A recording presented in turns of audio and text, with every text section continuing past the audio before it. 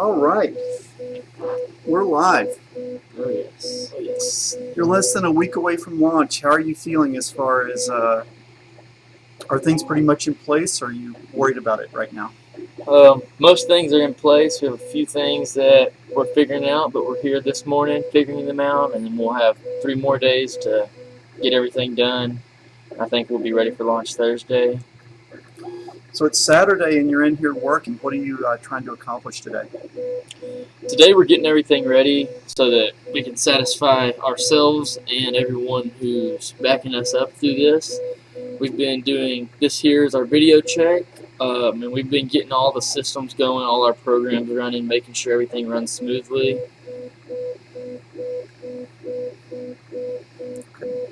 So what have you specifically gotten put together this morning? I mean, what are the things that are in place and working, and what are the things that are still giving you trouble? Um, well, this morning we got all the visual programs. They work perfectly. Our Raspberry Pi microcontroller is working excellent. We got the kinks out of our GPS. Only problem we have right now is our accelerometer on our pointing system is giving us some bad readings, but I'm sure we'll have that fixed by this afternoon, if not by Thursday. How important is that pointing system? If the pointing system was to fail, and if we are not to fix it, then basically the entire space mission is a failure because Trace will be pointing at the probe as it is in flight, and he only has like 2-degree error that he is allowed so that we can keep communication. And right now we have about a negative 38 degrees, so we would lose communication pretty quickly. So how important is it to maintain communication with the probe? I mean, what happens as you're communicating versus when you lose that signal? Whenever we have good communication, we have all our programs running, they get fresh data instantly, and then whenever it's not communicating good, we'll have a lag in all the programs. They'll be getting data from 5 minutes ago, and then our video especially, it'll be all jumpy and skipping frames. So it's a pretty important thing to point correctly. It's very important, and video is probably the most important thing, considering that was the main reason for this second mission, was to have live video from space. Trace, you're going to be the guy in charge of pointing. Why don't you show us what you have going over there and what you're going to have to be doing? Well, we got a higher DB antenna to help us point a little further. We're going to be up on a scissor. We're going to be up on a scissor lift 40 feet in the air, just pretty high. We won't scare the heights, but it's going to be fun. I'm going to be turning knobs, making it point correctly. Our probe is outside.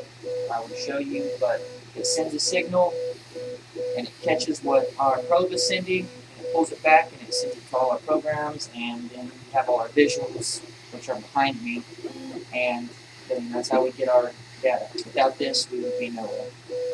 And if you don't point accurately, we instantly lose data. Yeah. If this goes down, everything goes down.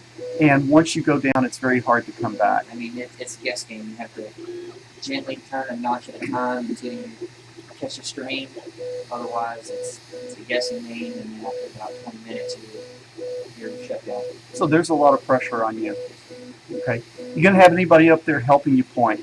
If there's enough space, we'll have Garrett Swinford and one of our coaches, Perry Graves, helping. It's going to be fun. Scary. All right, we'll come back and we'll look at some of this data.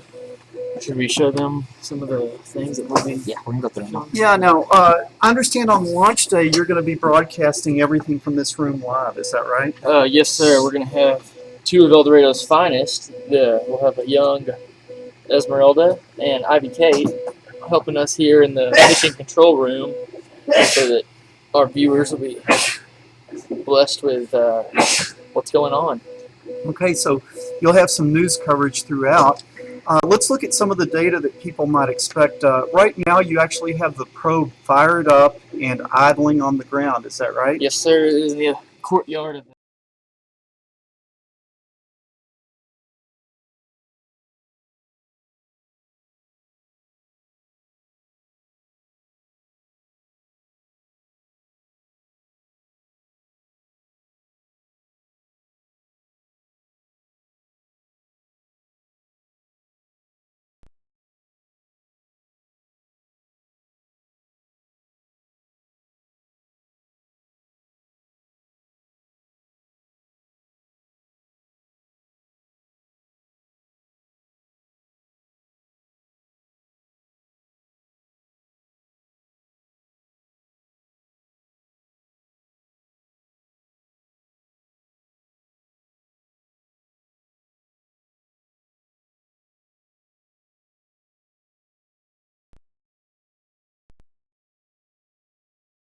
Just one.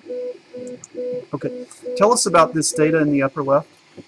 Yes, in the upper left corner there is that's actually Google Earth, and we have it displaying exactly where our probe is and where it's traveled in just the past couple minutes.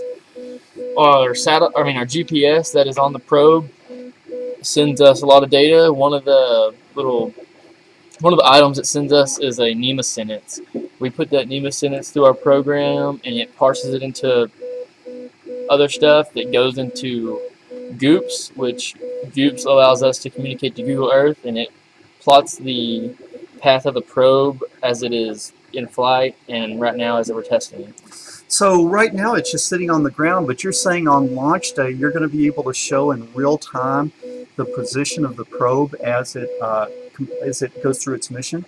Yes, sir. It'll plot the entire path of the probe, and let's see, we used it whenever we were doing our first launch, and we also had a flight prediction. I think we posted the flight prediction on the internet, but it was spot on. We were watching the Goops go, and it was following the exact same path as the predicted flight. It was very interesting, actually. All right, well, it looks like there's also some interesting data in the screen on the right. It looks like the back of the school. Where is that picture coming from? Yes, that is from the Raspberry Pi. I'll let Reed talk to you about that because he did most of the programming for the Raspberry Pi. Well, here in this, we have a servo-mounted camera on our Raspberry Pi microprocessor. So what's going on is we are getting live video in real time from our space probe back here in Mission Control, and then we are streaming it out to YouTube. Now, is it just going to be fixed like that, or are you going to have any ground-based control of that camera? We will be able to move the angle up and down, so let's say you wanted to look up at the blackness of space. Will you be able to do that? we would be able to do that very easily. Could you show us from the ground right now? Could you give it a Yes, try? yes, Trace, you wanna- Trace. So let's say you're in space and you want to look up at the blackness of space. 178. Let's see what happens here.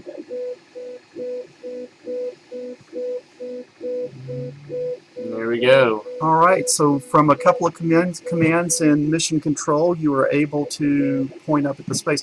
What if you want to look down at the ground? Will you be able to do that? Oh, we could do anything.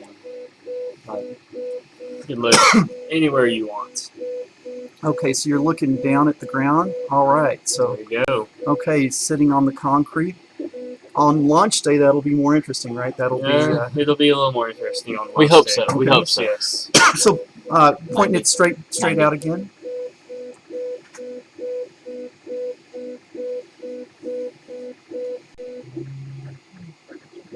All right, there we go. I might want to lower it just a little bit. Yeah, yes. lower it back. Just give it a good solid 82. Not too low. It's really too low, but 82. All right, try an 82 on that. Confident with my 82. You're confident. I'm thinking 78. Maybe overly confident.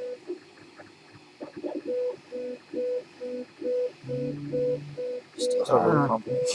Little bit high there. Wait, Wait. no, that's too low. Okay. Try. Just do. Put 89. 89. Probably just good set on 90. It does that sometimes. All right. So basically, you can control it to any position that you want, and you can Yes, get it going where you want to look at it. Let's look. You also have a lot going on here in Mission Control.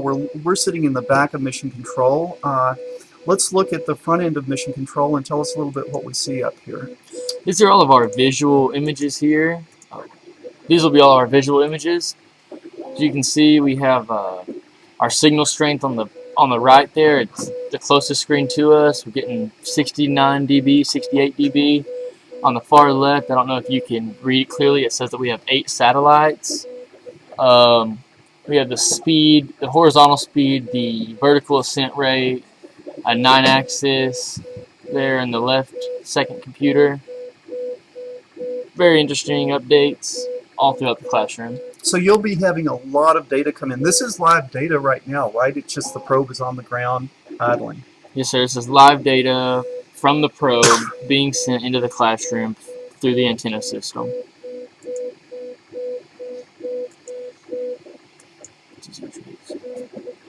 This is a picture of SpotGen, which is our secondary GPS.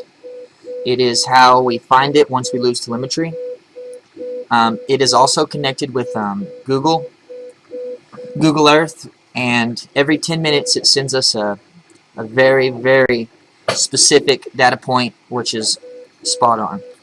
Okay, so the GPS that we were looking at earlier, let's see if we can go back and take another look at this. Michael was describing this. We'll zoom in on it, and okay, this GPS that we were looking at earlier, is this something that you just bought and plugged in, or is this something that you had to do design, coding, programming, building? Is this something you built or you bought? Yes, we had to build this GPS. We programmed it through Arduino, and we've probably gone through 15 different programs with this that we've had to change for little bitty things so that it would work perfectly for the space program and it would be able to send us the data quickly and accurately.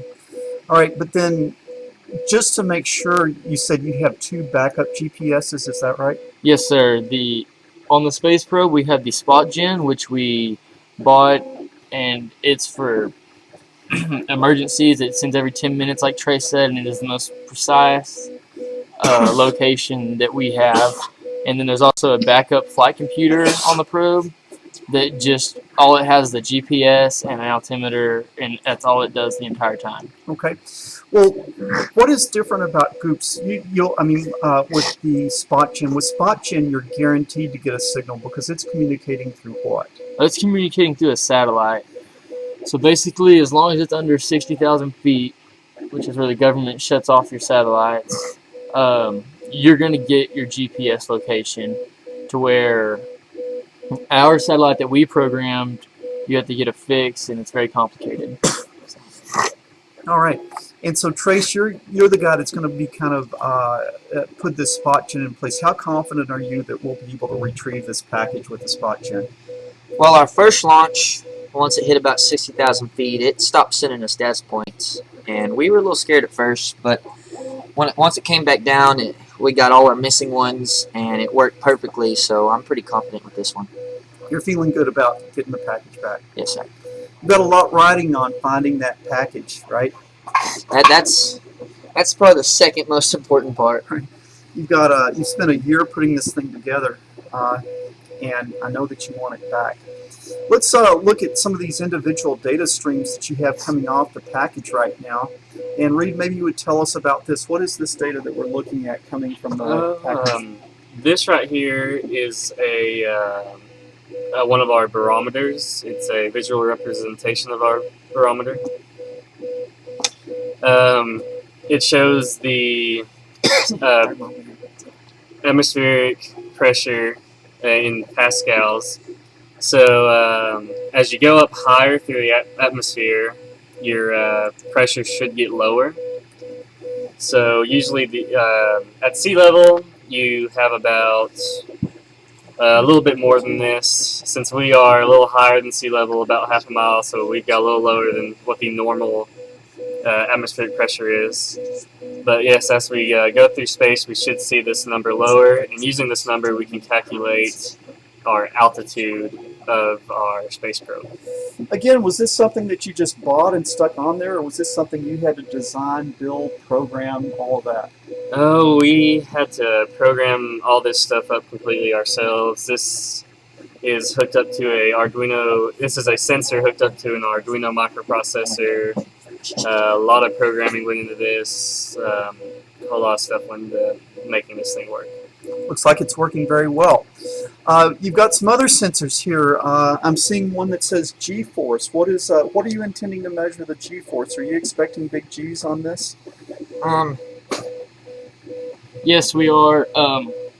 Whenever it's going up in the air, it shouldn't have anything, but once it experiences free fall, whenever our lifting envelope bursts, we'll be falling through the atmosphere and there won't be any friction to slow us down. I'm not sure exactly how many G's we'll reach, but it should be 0 G's actually. I apologize for that. It'll be at 0 G's going through free fall, and I have no idea how fast. Okay. So this, you're expecting to see 0G for some period of time when it's falling. Yes, sir. You'll be in free fall. There's no atmosphere up there. Yes, there's no atmosphere when that envelope bursts, and we'll be in free fall for a good amount of time. Because you've got to re-enter the Earth's atmosphere. Yes, sir. Because we exit. Yeah. So let's look at some of these other things. It looks like that we've got you've got some.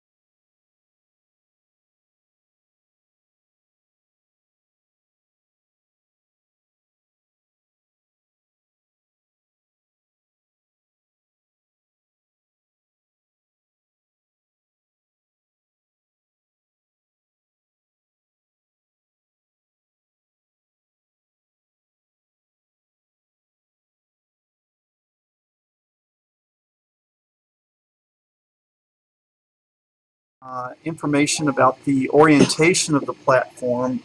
Michael, what's this? This is information data sent to us from the 9-axis. It's not moving much right now because the simple fact that our probe is not moving. But it has a little jitter every once in a while. Okay, so you'll expect to see a lot of activity on the launch day on this, right? Yes, sir. There'll be a lot of activity, a lot of movement. Okay, and this is an interesting thing. This looks like it's a representation of the space probe itself. What will this be doing on launch day? This will be moving a lot. It'll probably be spinning in a circle if I had to guess. Also, you'll just see all the edges move. You can see everywhere. It is a representation of the probe. The blue is our flight computer, the green is the backup flight computer, and the black spot is our Hero 3 camera. We're giving our probe a little bit of movement for y'all so y'all can see what's going on. Okay, so on launch day, from the ground, you'll be able to see the exact orientation and exactly what that probe's doing. Yes, sir. We'll be able to see exactly how the probe is oriented, and we'll also be able to see whenever it is experiencing 0Gs, what that effect that has on the probe. Okay, as we're watching this graphic right now, is that live data coming from the probe right now? Yes, sir. This is live data coming from the probe. Could you show us? Could you show us maybe Davis and Casey? Maybe you could go outside and give a little motion to that thing and see if we could see it.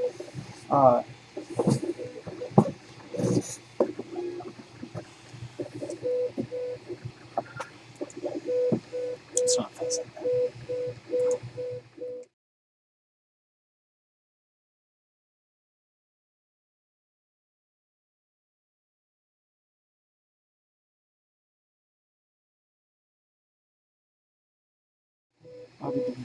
Okay.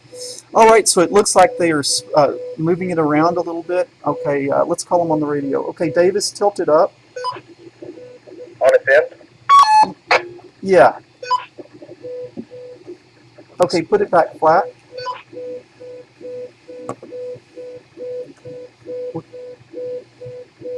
All right. Tilt it up again.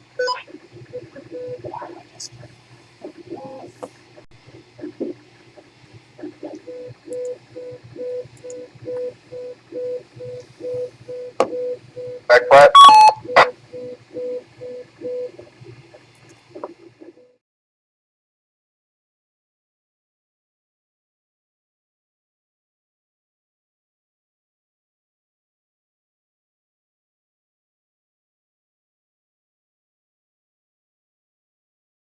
now we've got the camera, and I think we've got things working. Tilt it again. Roger that.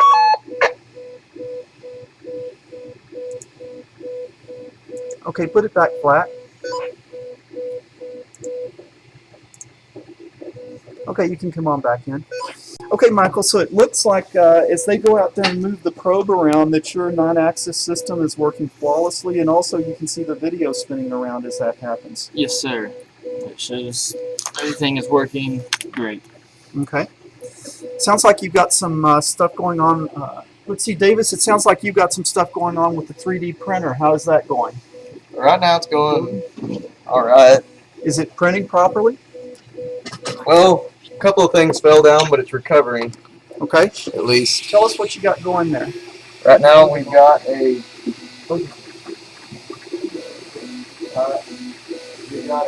pointing system for whenever the probe's really close. So what it looks like when it's finished. We were hoping that it would print these other two legs, but it seems to keep failing on the prints. Okay, so you're making a scope system to try to help trace with the pointing. Yes, Okay, and that's not something you can buy. right. So you're having to print it yourself? Yes. Okay, tell us a little bit about this 3D printer, because you're the one that's been doing most of the work on this. Well, in this 3D printer, we've always had a little bit of trouble with it, but we've printed many things for the space program, boxes for the Arduinos, and we have a flat box, and you have to design everything on AutoCAD and send it over to the 3D printer using MakerWare to the MakerBot, and then it prints it out, So with your 3D printer, basically if you can draw it, you can print it. pretty much. All right. Well, let's get back here and talk some more about our probe. Okay. So let's see what else we have here.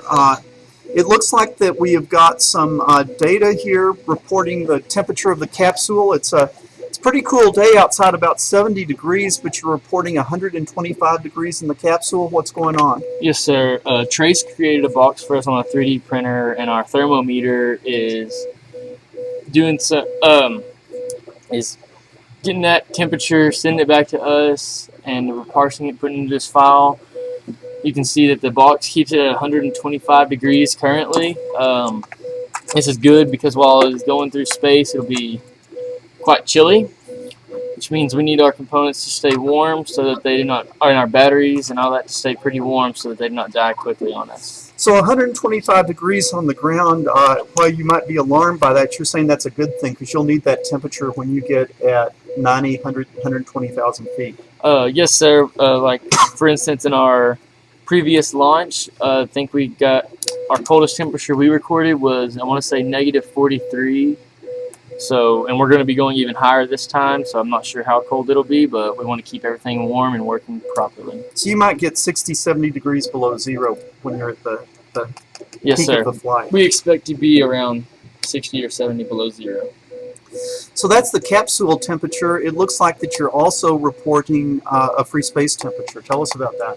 Yes, sir. We have one thermometer inside the capsule, seeing the temperature of all the parts. Then we have this one connected on the outside of the box, so that we will be able to compare how hot we're keeping our components to the temperature of the outdoors, of the free space. Right, it's reporting 93 degrees. That's a little bit warmer than what it is right now. What do you think's going on with that sensor? I'm not quite sure. We'll have to take a look at it, and Could be in the sun. I guess it could be in the sun. We'll have to go out there, look at our package. Probably in the sun, possibly a code error that will be easily fixed. Okay. I see that you're also reporting that you have a GPS uplink. Tell us what this is about. What are you trying to monitor with this? The more satellites we get, the better GPS signal we get. We can get up to 13 satellites, so we're not doing too great right now. But 6 satellites, it'll still report back a fairly accurate location, which enables Trace to point at the probe. But we really hope that we can get around 10 to 11 satellites during the flight. All right. It looks like a couple of final things. These aren't going to be too interesting here because we're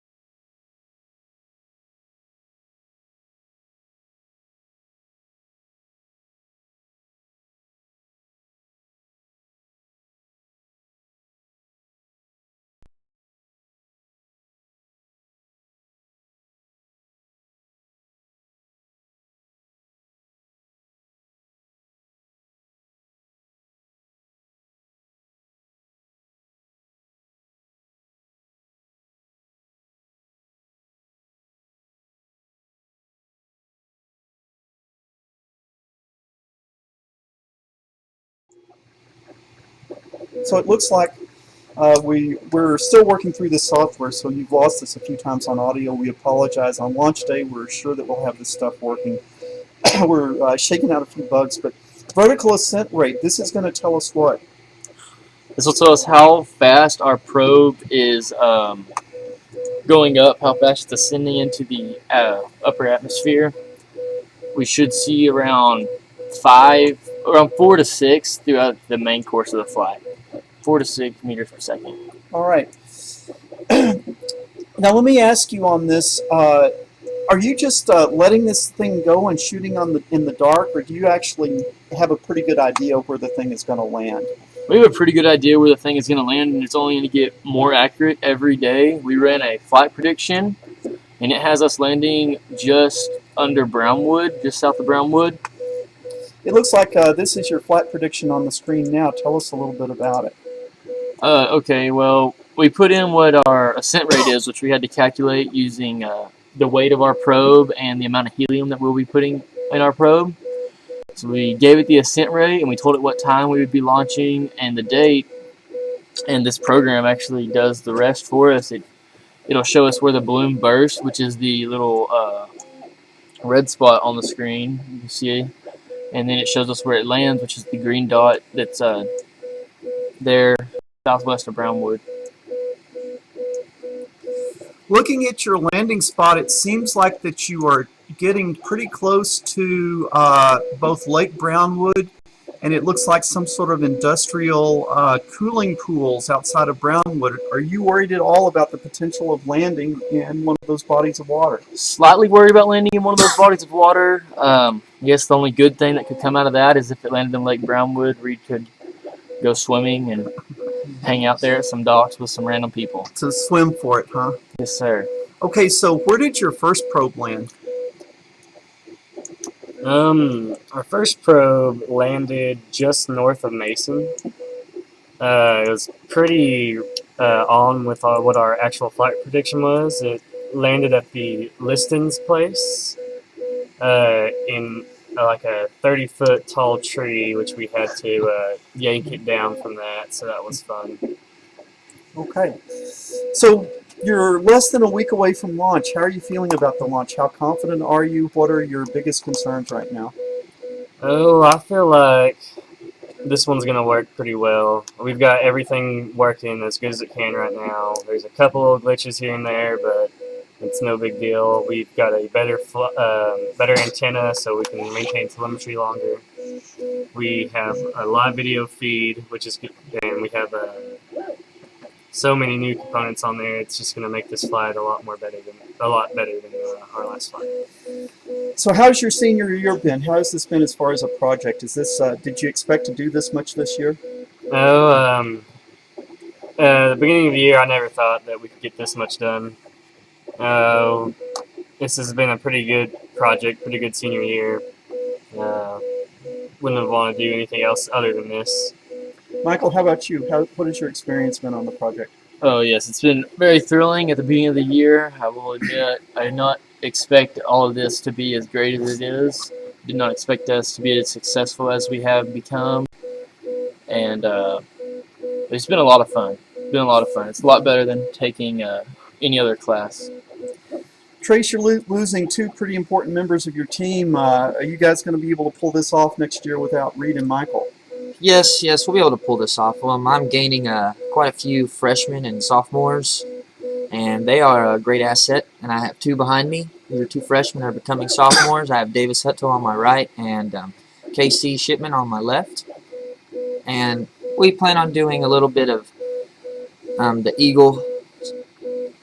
And then Davis over here would like to implement a unmanned aerial drone system in there, and he probably could answer some questions on that. So will that drone be supporting the space program next year? Yes, the drone, it'll be supporting it. Will there be a drone program next year? There will be a drone program next year. Okay, has that been approved? Yes, we just bought the drone about a week ago, and it's on its way.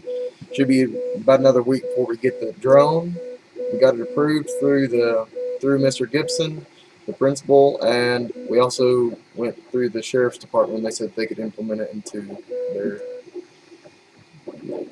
So how is how is the unmanned aerial drone going to support the space program?